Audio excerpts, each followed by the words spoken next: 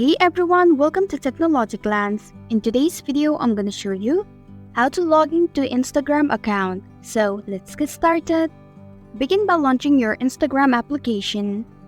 Now tap on username, email address, or mobile bar. Now enter your username or email or your mobile number. Now enter your password. Once you're done tapping the login button,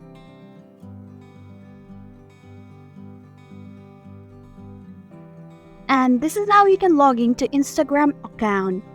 Thanks for watching Technology Glance. If you like this video, hit the like button and drop a comment with any questions or feedback. If you are new, subscribe and click the bell icon to stay updated on the future videos.